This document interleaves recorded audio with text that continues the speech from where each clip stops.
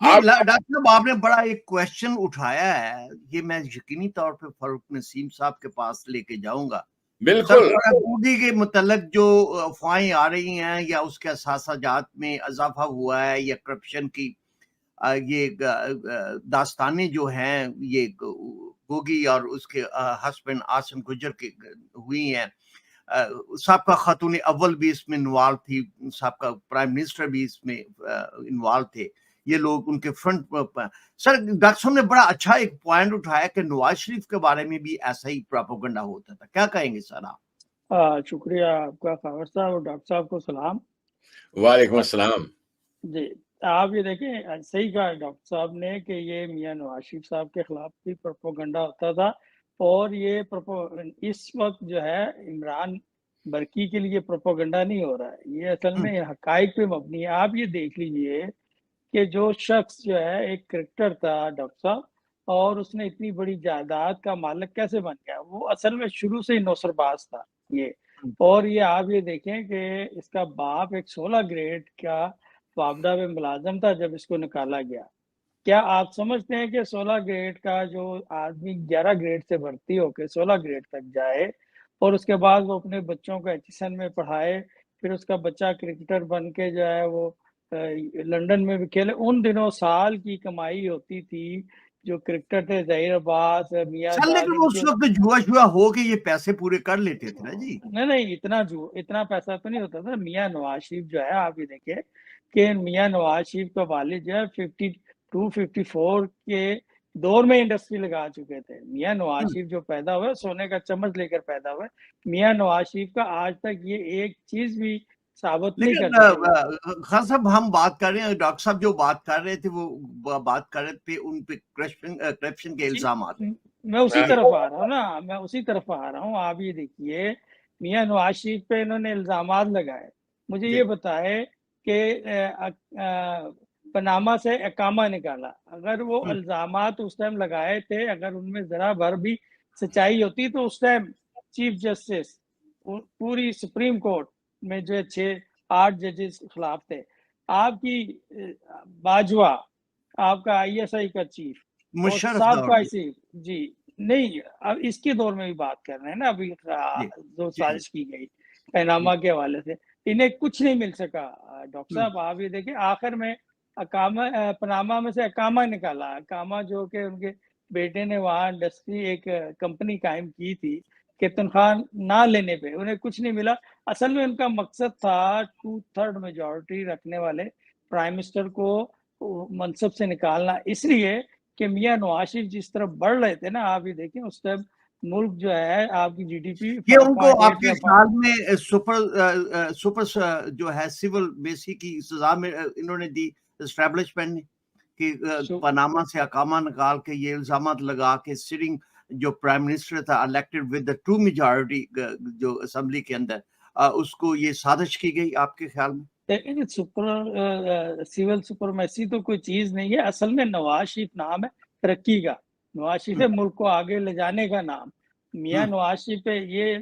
خالی یہ الزام ہے، میاں نواز شریف کے آپ ادوار دیکھ لیں نا، یا پاکستان کے 73-74 سالہ دور میں ڈاکٹر صاحب آپ کا بڑا ایکسپیرینس، آپ دیکھ لیں کن کن ادوار میں ترقی ہوئی۔ پاکستان میں موٹر ویز کس کے دور میں آئے؟ پاکستان میں ایئرپورٹس نئے کس کے دور میں آئے؟ پاکستان میں پہلی بار جو چنگی نظام جو تھا جس نے غریب کسان کا یا دوسرے لوگوں کو جو تجارت چھوٹی موٹی کرتے تھے ان کی جو شہ رگ پہ بیٹھے ہوئے تھے، انہوں نے وہ چنگی سسٹم ختم کیا۔ آپ نے گرین جو ہے نا چینل جو ہے آپ نے جو ہے ایئرپورٹ میں متعارف کرائے۔ میاں نواز شریف نے جو ہے آپ دیکھیں ٹیکس میں کاروباری طبقے کو ریلیکسیشن اس لیے دی، لوگ کہتے ہیں جی یہ اس برادری سے اس لیے دی، نہیں، ریلیکسیشن اس لیے دی کہ تاکہ ملک میں انڈسٹریلائزیشن ہو، ملک جو ہے ترقی کرے۔ جب ترقی کرے گا ڈاکٹر صاحب تو وہاں روزگار کے مواقع پیدا ہوں گے، جو روزگار کے مواقع پیدا ہوں گے، لوگوں کو روزگار ملے گا تو آپ کا پیسہ سرکولیٹ ہوگا، اکانومی جو ہے آگی طرف بڑھے گی۔ آپ یہ دیکھیں جب 2014 سے سازش کی گئی ان لوگوں نے یہ دیکھا میاں نواز شریف کی مقبولیت 2/3 سے بھی بڑھ رہی ہے، اور آنے والے دور میں تو صرف الیکشن میں 18 کے الیکشن میں میاں نواز شریف ہی نظر آئیں گے۔ تو ایک سازش کی گئی اور दूसरी बात ये याद रखें, जब सी पैक आपका चल रहा था उसके लिए राहिल शरीफ और ये बैठ गए थे कि इसमें हमें हिस्सा दिया जाए, जबकि आपका काम है सरहदों की हिफाजत करना। मियां नवाज शरीफ किसी सूरत ये तैयार नहीं थे कि जो मुल्क की तरक्की के काम है वो इनके हवाले किए जाए, ताकि डॉक्टर साहब ये इनमें से जो पूरा तबका उस टाइम बैठा था सब लूट मार करता था, ठीक है। राहिल शरीफ का जी मामू अजीज भट्टी को निशाने हैदर, उसके भाई को निशाने हैदर, और भाई वो खुद तो देखो कि पेट उसका कहाँ गया था, उसने लाहौर में जमीनों का कारोबार किया, उसने जो है डिफेंस हाउसिंग सोसाइटियों में बड़े बड़े कारोबार किए, वो तो खुद मिलियनर था, मिलियनर, अब तो वो बिलियनर है। उसने असल में साजिश ये की थी कि उसको एक्सटेंशन दी जाए और मियां नवाज शरीफ को महदूद किया जाए, ताकि जो है आने वाले दौर में जो है मियां नवाज शरीफ तो लाइफ टाइम पाकिस्तान में जो है एक तरक्की का नाम बन के रहेगा, इस्ताहारा बन के रहेगा। इस चीज को खत्म करने के लिए किया गया। इमरान न्याजी के बारे में, इमरान बरकी के बारे में तो ये बिल्कुल सामने है कि उसकी सच्चाई सामने है। अब बशीर मेमन का हवाला ले लें आप, बशीर मेमन का जिक्र करता चलूं, वो मेरे दोस्त भी हैं। बशीर मेमन ने जब DGFI होते हुए कहता मैंने मियां नवाज शरीफ की जो इल्जाम लगे थे, जो हमारे यहाँ पास पीपल्स पार्टी के दौर में और रहमान मलक के दौर में जो केस तैयार किए गए थे, जब मैंने उनकी तहकीकात की, हमारे पार्टी या इसके FIA के लोग बैठे, उनमें सच्चाई उनको रत्ती बराबर नजर नहीं आई, करप्शन रत्ती बराबर नहीं थी, सब झूठ पे वो मुकदमा कायम था। कहता मैं उसी दिन से मियां नवाज शरीफ का फैन हो गया और मैंने कहा मैं जिंदगी आगे गुजारूंगा तो मियां नवाज शरीफ के कारकुन के तौर पर गुजारूंगा, सच्चाई की वजह से। और इमरान खान के बारे में कहता है कि इमरान के बारे में उस टाइम हमारे पास सारी जो है इसके करप्शन के वाकया सामने आ रहे थे, जिसमें रियाज मलक शामिल था, ये गोगी शामिल था, गोगी का जो शोहर जिसका आप आसिम गुज्जर का जिक्र कर रहे हैं, आसम गुज्जर वो है जब इसकी शादी हुई है तो इसकी बीवी और ये जब पीरनी से शादी हुई ये शामिल थे, और इस शादी को इन लोगों ने ओपन नहीं करना था, लेकिन